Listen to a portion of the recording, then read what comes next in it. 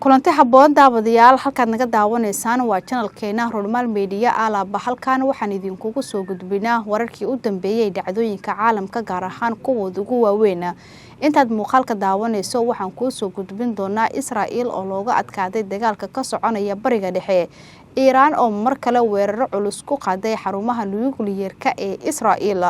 waxaa sidoo kale muuqaalka inta daawanayso ku soo gudbin doona ra'iisul wasaaraha dalka Israa'iil Benjamin Netanyahu oo markan soo foosartay jahwareer iyo cadaadis xooggan kadib markii madaxweynaha dalka Mareykanka Donald Trump uu ku dhawaaqay inuu wada hadal u la galayo Iran xogaha soo idil ayaa halkan ku soo gudbin doona hadii ay tahay markii ugu horeysay uu ku soo gaaro muuqaalkeena fadlan subscribe inoo dhegan balaalkana froosay ku soo gaaro muuqaalada kale xiga hadii subscribe inoo tahayna muuqaalkeena share garay like inoo sar soo gaar asxaab badan waad ku mahadsantahay daawashadaada aynu ku bilaabno ra'iisul wasaaraha dalka Israa'iil Benjamin Netanyahu ayaa la soo warinayaa in xilligan ay soo foosartay jahwareer iyo cadaadis xooggan kadib markii madaxweynaha dalka Mareykanka Donald Trump uu ku dhawaaqay inuu wada hadal u la gali doono Iran oo xilligan dagaal culus ay kula jirto Mareykanka iyo sidoo kale Israa'iil toddobaadkii fadeexada ugu weyneed ayay dhexda kaga jira reer Israa'iil kadib markii Iran ay gantaalo dhowr ah ay ku weerartay goobaha muhiimka ah ee gudaha Israa'iil gaar ahaan xarumaha nukliyeerka iyo warshadaha difaaca ee ku yaala magaalooyinka waaweyn sida ay tabisay Washington Post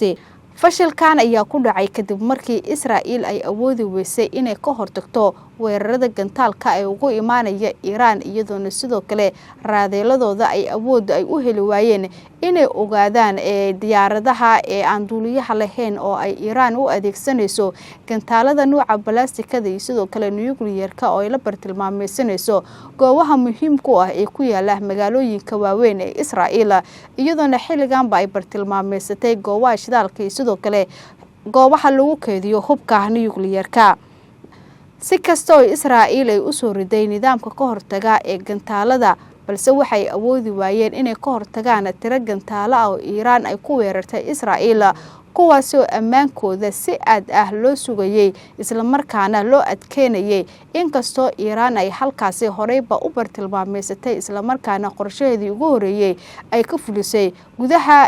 Israa'iil iyadoona goobaha qaar amnigooda si aad loo adkeeyay ilaalo fiican ay joogaan raadeelada looga hortago gantaaladan ay halkaas ku diyaarsanayeen balse Israa'iil markaan ay ku fashilantay inay ka hortagto weerarada ugu imaanaya dhanka iyo Iran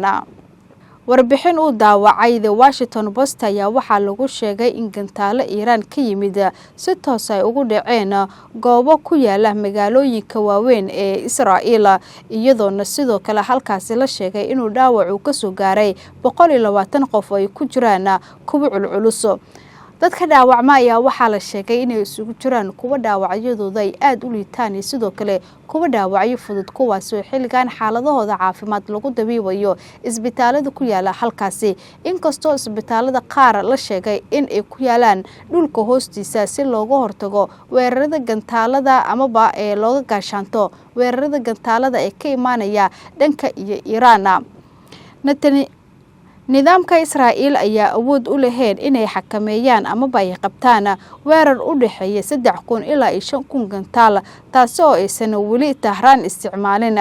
dhinaca kale warbixinta ayaa waxaa lagu tilmaamay in caqabadaha ugu weyn ee Israa'iil aysan ahayn qiimaha gantaalada difaaca balse ay tahay helitaanka iyo keed ku filan ee lagu maareyn karo gantaal dheer dhinaca kalena Iran ayaa waxa ay ku sigatay inay soo rido diyaarada muhiim u ahayd Mareykanka iyadoona muuqaal si weyn ugu faafay baraha bulshada uu muujinayay ciidamada difaaca hawada ee Iran in ay ku dhawaadeen inay burburiyaan diyaarad dagaal oo nooca FA-180A taasoo magaceedu uu yahay Super Hornet taasi oo ay leedahay Mareykanka xilli ay duqeyn ay ka waday gobolka Jabahara la xiriira dhinaca Iran ayaa waxay sheegeen in gantaalka nooca Mambandas ay si aad ah ugu dhawaaday burburinta diyaaradaha muuqaal ku baahay baraha bulshada ayaa muujiyay iftiin ama qaraxa ka agdhow diyaaradda kaasi oo ahaa gantaal ay Iiraan ay u talgashay inay ku soo rido diyaaradda balse si dirqi leh ay kaga badbaatay iyadoona u muuqdo inuu nasiibku u saaciday balse Iiraan ay ujeedkeedu uu ahaa in diyaaraddaasi gabi ahaanba ay soo dhacdo. Diyaaraddan ayaa ka mid ah diyaaradaha muhiimka u ah Mareykanka. qiimaheeda ayaa waxaa lagu sheegay inuu ka badan yahay 75 milyan oo dollar. dalka kaliya ee haysta si shaacsan ay tahay Australia oo saaxiib la ah Mareykanka, halka aan weli laga iibinin codsigoodii aan laga jawaabin dalalka Kuwait, Canada iyo sidoo kale Jarmalka, kuwaas oo soo dalbaday in diyaaradahaasi laga iibiyo. waxay tani ay muujinaysaa in diyaaradan ay tahay mid aad muhiim u ah maadaama Mareykanka uu diiday inuu ka iibiyo dalalkii ka soo dalbaday diyaaradaasi, iyadoona qiimahooda lagu sheegay inuu kor u dhaafayo 75 milyan oo dollarka Mareykanka ah. waxaana la sheegay in diyaaradan ay ahayd mid khatar ku ah amaba haddii la soo rido qatar ay ku ahayd Mareykanka, isla markaana halkaas jab culus uu ka soo gaari karay, iyadoo horey Iiraan ay u soo riday diyaarado dhowr ah uu leeyahay Mareykanka iyo sidoo kale Israa'iil. inkastoo xilligan dagaalka uu sii xoogeysanayo, haddana waxa Mareykanka iyo sidoo kale Israa'iil ay isku dayayaan in la qaboojiyo dagaalka oo codsiyo kala duwan ugu imaanaya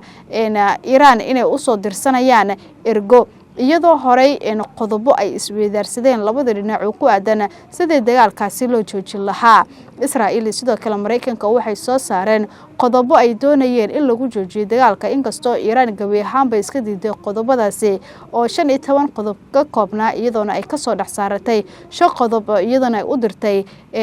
Israa'iil sidoo kale Mareykanka, inkastoo weli aysan ka hadlin labadaasi dhinac. dhinaca kalena afhayeenka ra'iisul wasaaraha ee Israa'iil ayaa xilka iska casilay sida uu baahiyay telefishinka Israa'iil ee ka soo baxa Channel 14. arrintan ayaa waxay dhacday 24 saac kadib markii la faafiyay hadallo laga soo xigtay oo uu si adag ugu dhaliilay ra'iisul wasaaraha dalka Israa'iil Benjamin Netanyahu, xaaskiisa sidoo kale walaashiisa, oo uu ku sheegay in loo baahan yahay in laga badbaadiyo Israa'iil, isla markaana uu ku hadlay erayo cunsuriyad ah oo uu ku weeraray xubno ka tirsan baarlamaanka Israa'iil oo asal ahaan ka soo jeeda Morocco, kuwaasi uu ku sheegay in aysan habbooneen inay matalaan Israa'iil. waxaa sidoo kale muuqaalka inta daawanayso ku soo gudbin doona ra'iisul wasaaraha dalka Israa'iil Benjamin Netanyahu oo markan soo food saartay jahwareer iyo cadaadis xoogan kadib markii madaxweynaha dalka Mareykanka Donald Trump uu ku dhawaaqay inuu wada hadal uu la galayo Iiraan. xogaha soo idil ayaa halkan ku soo gudbin doona haddii ay tahay markii ugu horeysay uu ku soo gaaro muuqaalkeena. fadlan subscribe inoo dhegan baleelkana furo si ku soo gaara muuqaalada kale xiga. haddii subscribe inoo tahayna muuqaalkeena share garay like inoo sar soo gaara badan waad ku mahadsantahay daawashadaada. aynu ku bilaabno. ra'iisul wasaaraha dalka Israa'iil Benjamin Netanyahu ayaa la soo warinayaa in xilligan ay soo food saartay jahwareer iyo cadaadis xoogan kadib markii madaxweynaha dalka Mareykanka Donald Trump uu ku dhawaaqay inuu wada hadal uu la gali doono Iiraan oo xilligan dagaal culus ay kula jirto Mareykanka iyo sidoo kale Israa'iil. wixii xoogay ku soo kordho macluumaadkan halkan idin kula wadaagnay muuqaaladeena xiga iyo idin kugu soo gudbin doona haddii ay tahay markii ugu horeysay uu ku soo gaaro muuqaalkeena. fadlan subscribe inoo dhegan baleelkana furo si ku soo gaara muuqaalada kale xiga. haddii subscribe inoo tahayna muuqaalkeena share garay like inoo sar si oo gaara asxaab badan waad ku mahadsantahay daawashadaada.